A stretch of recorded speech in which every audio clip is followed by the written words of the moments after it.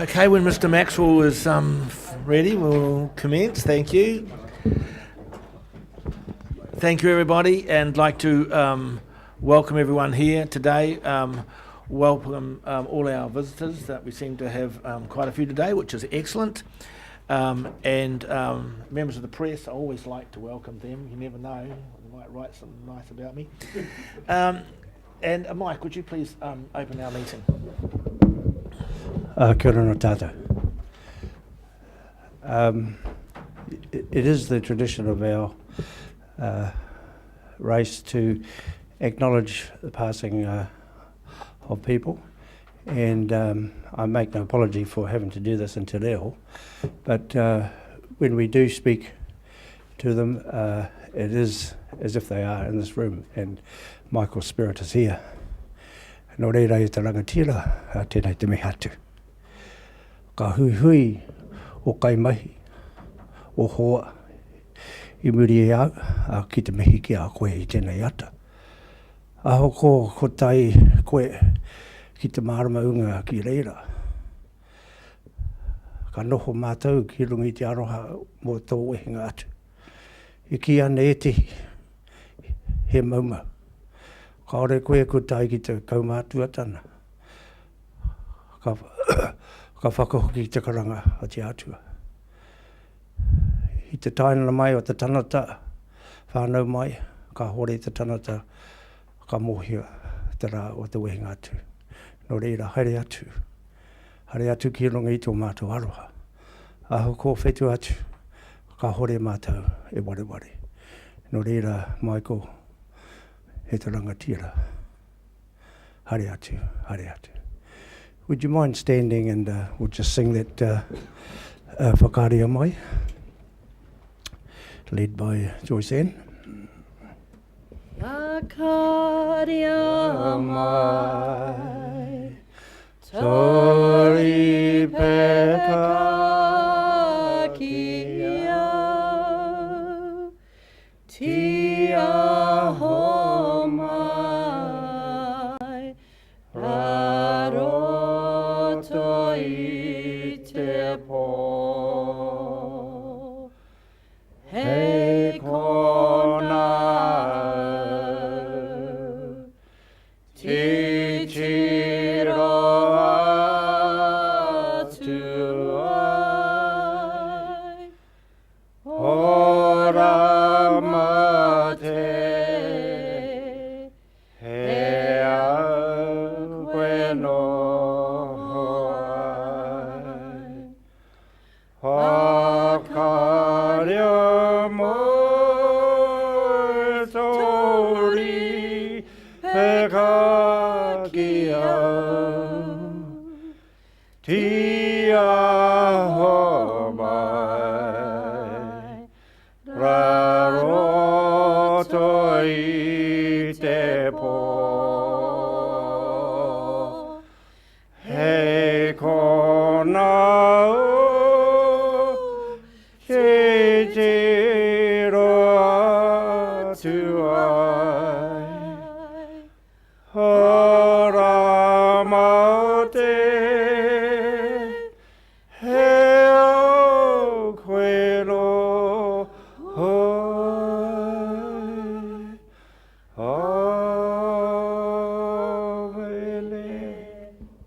Nō reira e te rangatira, haere atu ki rongo I tō mātou aroha.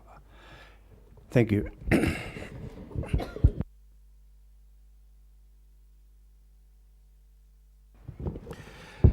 Thank you, Mike, and thank you for the Joyce Ann for accompanying so beautifully there. I could hear your voice ringing out. It was wonderful. And I'm sure we are all aware of course, what happened last week in this terrible tragedy that happened to Michael while he was out there doing the job that at the front end of what we do, and these are the people that go out into the field and farms and do the real work of the regional council. And on this occasion, of course, Michael had a dreadful accident and didn't return, and he's left a young wife with 2 small children, and it's incumbent on all of us to ensure that their transition without Michael is as smooth as it can be in such tragic situations. So just let you all know that we're doing everything we can to make sure that that happens from the point of view of our council and all the people that work here. So through the meeting, let's just think about that as we go forward, but we must continue our task and get on with these things.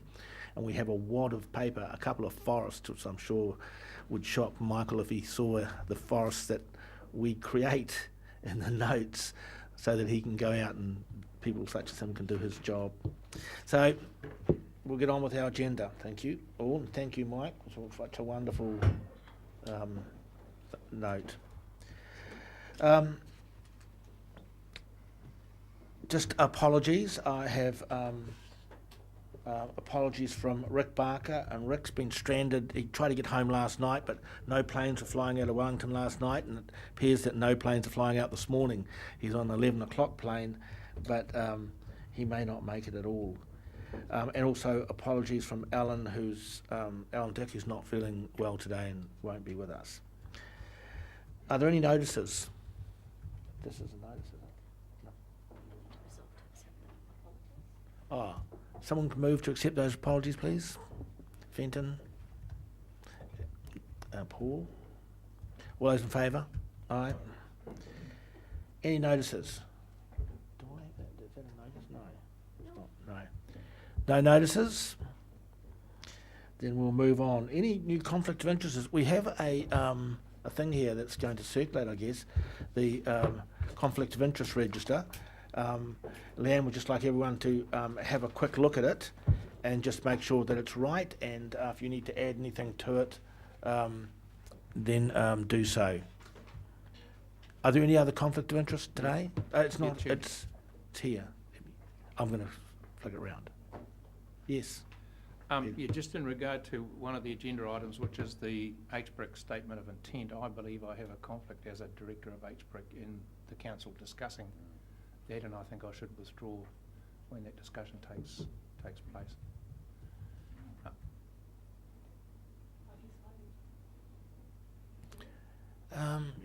What's our feeling on that? Yes, I agree. You agree? Well, we're part of the board that's put the statement of intent up to you. So you do have a conflict. Yeah. That's correct. So in the same vein, Chair, I'm also concerned about the situation that Councillor Hewitt and myself face as directors of HBRC when we come to look at the RWSS review next month.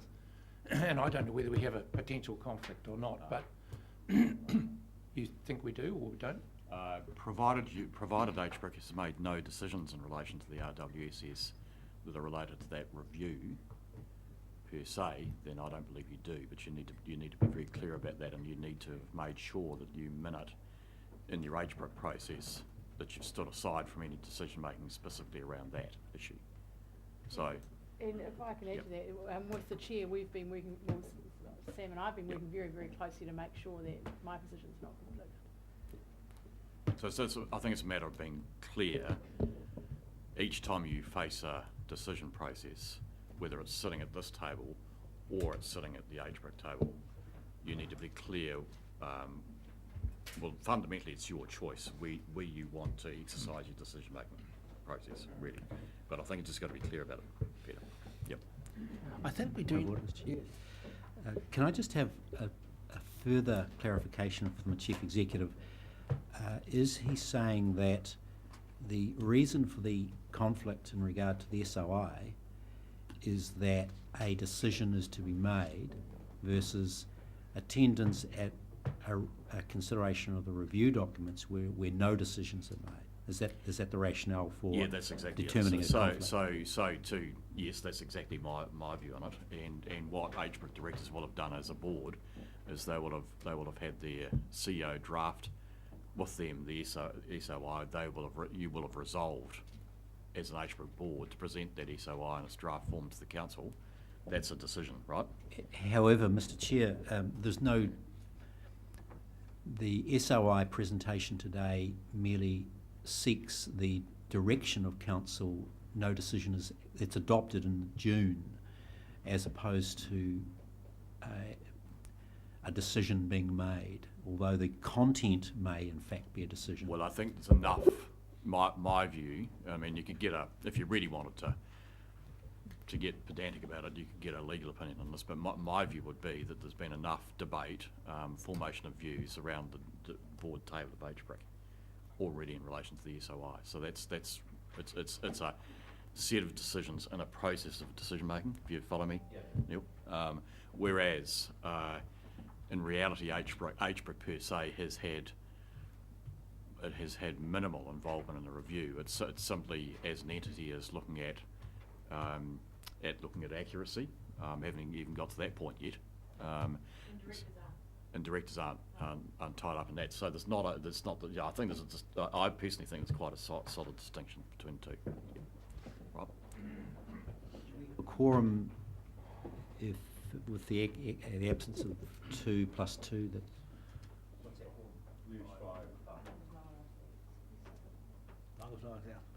I think that it's important to realise that when we contribute to SOI, it's on behalf of you all, not our own. I mean, we kind of represent the interest.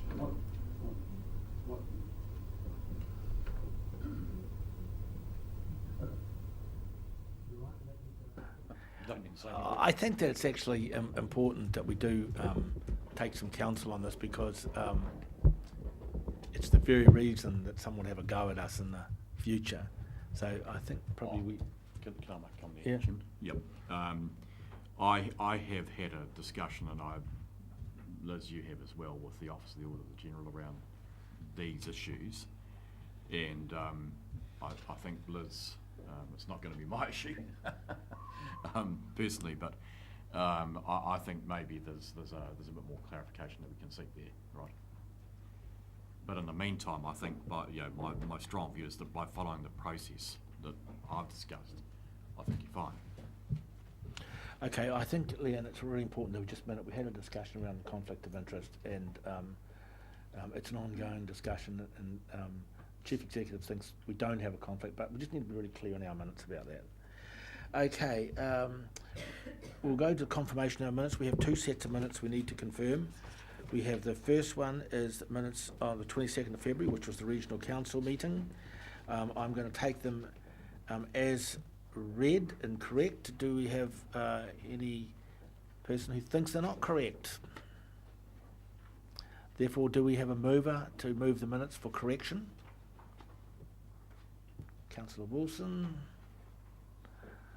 Looking around for a hand. Councillor Bevan, will you second? All those in favour that the minutes of the 22nd of February are correct? Aye, aye. We won't move to, we'll move to the minutes of the 1st of March, which was the extraordinary meeting, involving the recruitment of an interim chief executive. I'm taking them as read as well. Does anyone think they're not correct? Therefore, can we have a mover to say they are correct? Councillor Belford, Councillor Curtin, all those in favour? All right. Now, are there any matters arising in those minutes that aren't? So, Oh, Mr. Chairman, when will the paper just handed out about the appointment to the CEO appointment subcommittee be handled in the agenda?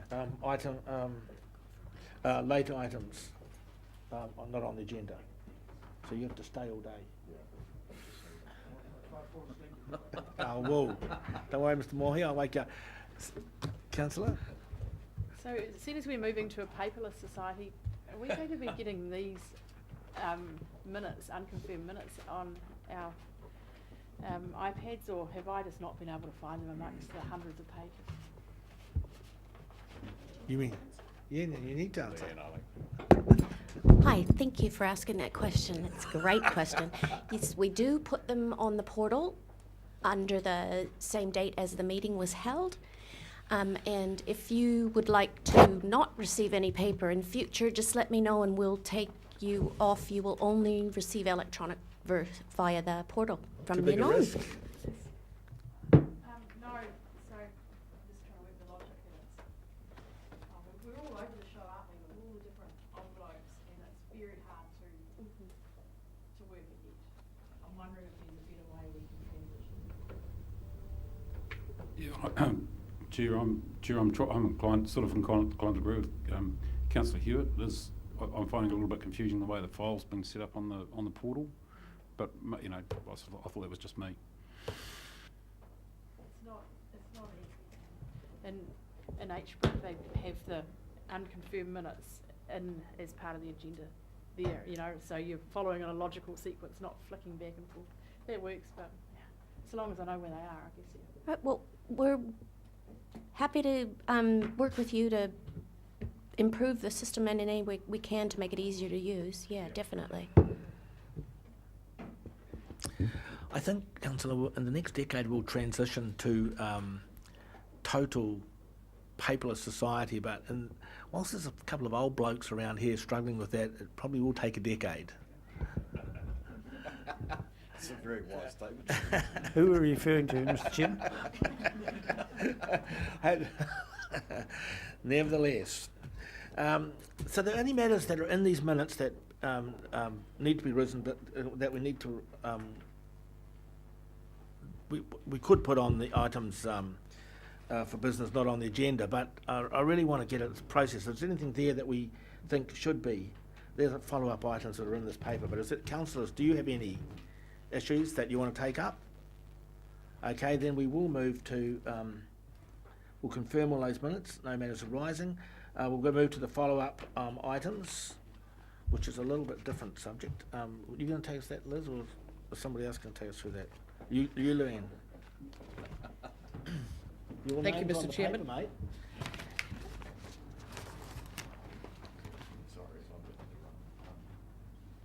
So the first item is around the draft submission to the stage 2 of the government inquiry into the drinking water contamination in Havelock North, and that's covered off in the agenda item that deals with that whole topic later on in the agenda. The second is around the triennial agreement. I'm sorry I didn't have a status comment in there. Where we're at with that is that that the agreement has been signed by every mayor and chief executive except Taupo District Council, which I understand is meeting today. So we missed their end of February deadline for them to be able to consider it on their agenda. The version that has been signed came from the mayoral forum, and it does include the Tongoyo Joint Coastal Hazards Strategy, but it doesn't include the other change that was requested by the regional council. So all parties other than Taupo have signed it, and we understand that they will, but they just have to go through their own processes to be able to do that. I think the efficiency review and capital structure review, Andrew's left the room, but the capital structure review's on today's agenda. The efficiency review, Greg will be reporting that to the next council meeting.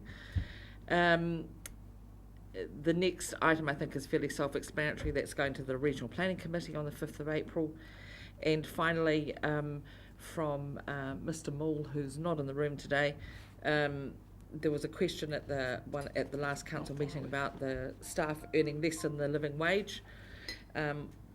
We don't have a policy around that, but neither do we have any staff earning less than the living wage. So that's to clarify that. Are there any questions on that page?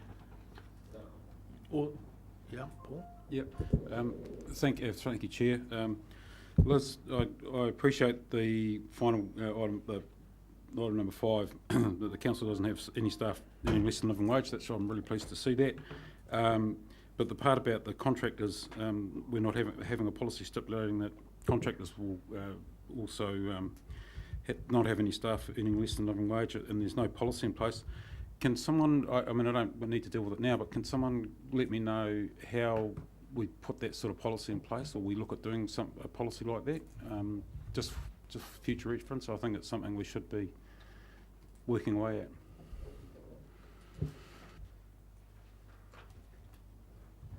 Thank you. Going over to the meeting held on the 9th of November, both of those are both of the follow-ups that refer to the Havelock North Drinking Water Inquiry, and that will be covered off in the paper later on today. Agenda item 15.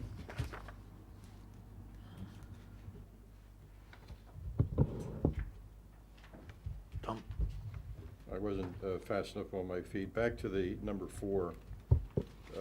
I would prefer that report come to the Environment Committee. Question why to the RPC.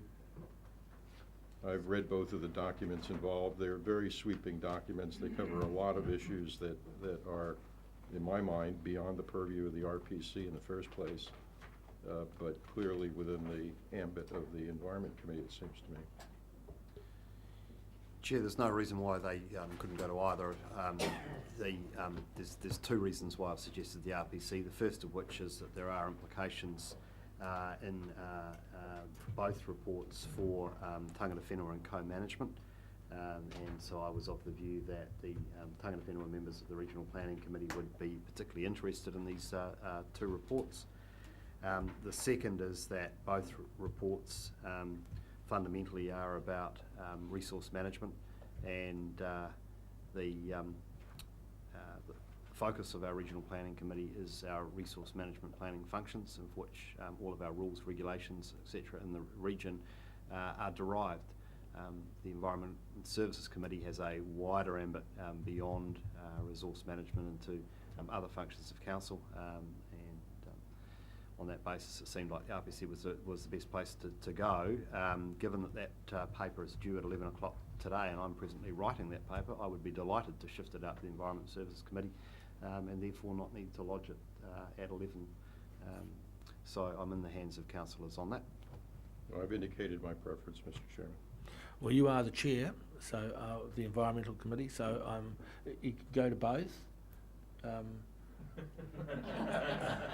Hate to be a politician, but certainly the RPC tangata whenua members will be hugely interested as well. I mean, everybody's interested in this report. Of course they would be, but it begs the question of where the broad direction of priority is coming from in this organization. And yes, both of these reports deal with resource management questions, but they deal much more broadly with where protecting the environment fits into the priorities of society, and this one in particular. And I think it raises a host of issues that councillors need to get their heads around and come to some conclusions about, independently of other players on the scene. Simple as that. No, I tend to agree with that. We're not, don't have to make a decision on this right now, Tom, but I tend to agree that these are very broad, important reports that we need to get in under our skin on. So which is the first? Is the environment the first committee? RPCs. Do you want it to be held over from the Yes. You want it to be held over. What does council think? Well, my suggestion is that the Environmental and Services handle it in the first instance, and they can refer it on to the RPC if they think it's appropriate. Is there general consensus around that? Okay, then let's do that, James. Yeah. Look, I think Councillor Belford's raised an important point about the lack of clarity that we collectively have about the roles and responsibilities of the respective committees.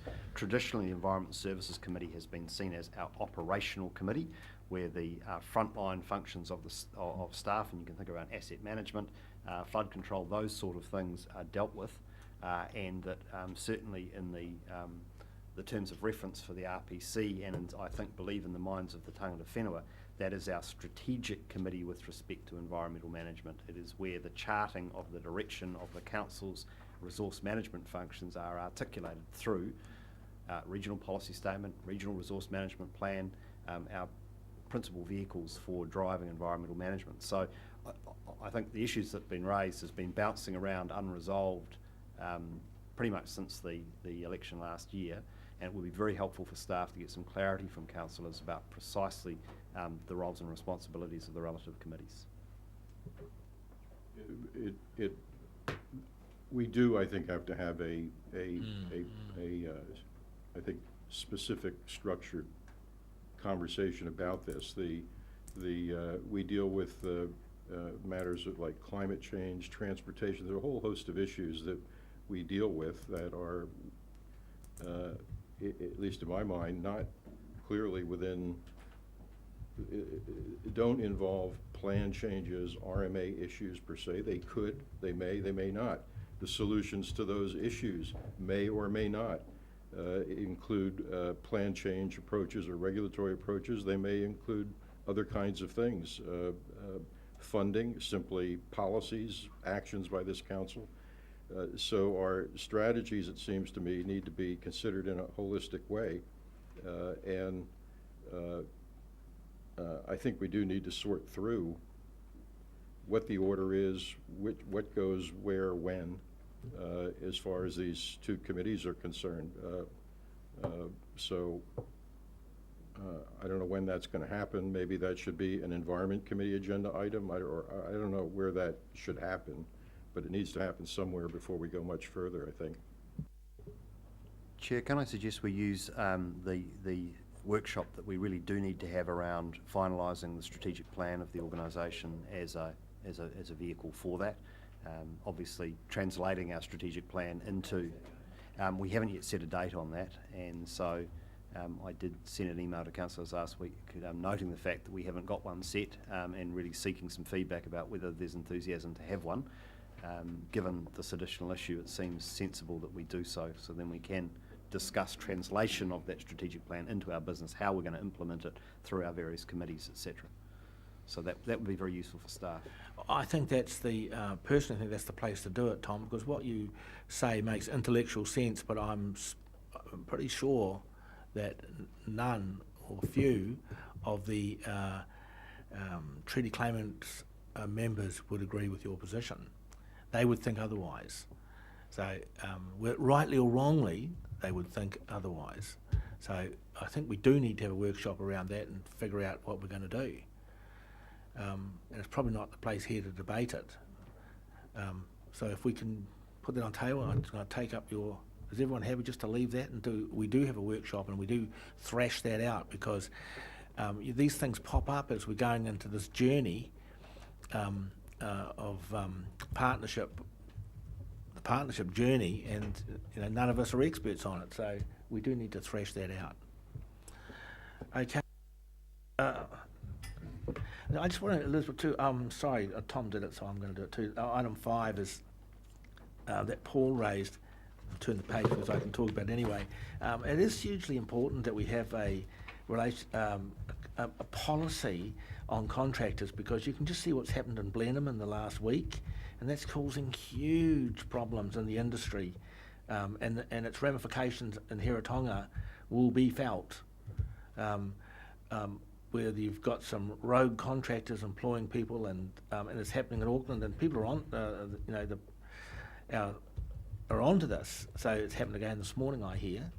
So we do need. I don't want to be caught with something like that, where we employed a contractor who employs another contractor, who employs another contractor, and they're underpaying people. So we do need to have a policy. Right. We did turn the page. Questions on page. We're up 6 and 7. We might as well move to all that too. The Lagoima request. Chairman, just on page 7, who was the requester of the first item? Yeah. Do we know? Actually, I don't know, but we... Yeah, I know that too.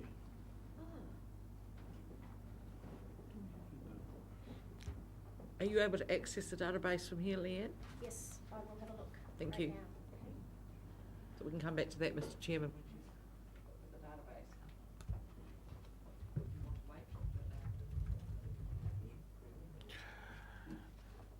Any other questions on page 7? You don't want to run through those? They're self-explanatory. Yeah, Paul, you got one? You're looking like you're ready to go? No?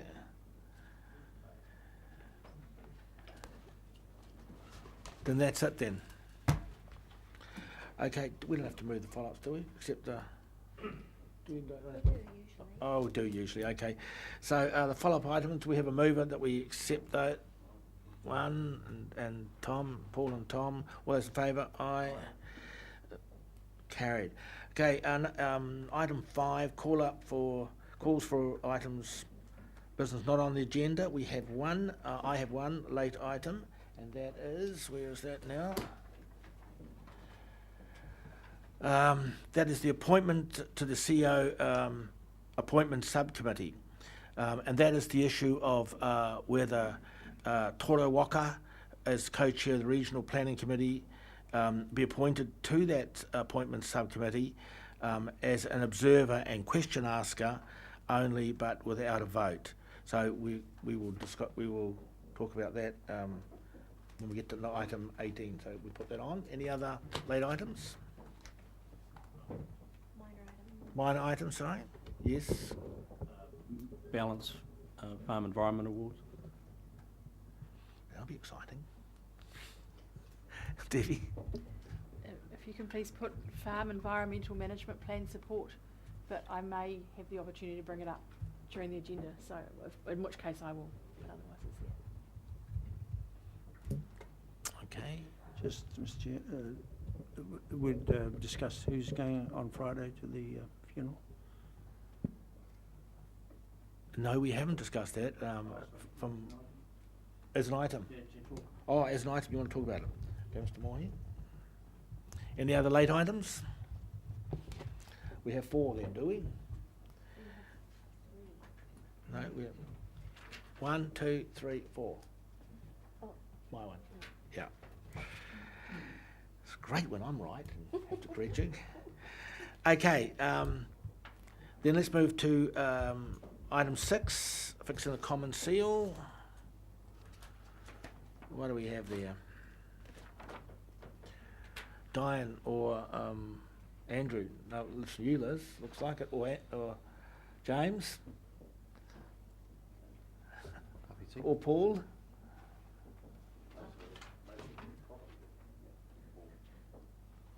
Yeah, Mr. Chairman, I mean, the property transfers have come back a bit. There's normally 2 or 3 sheets on those,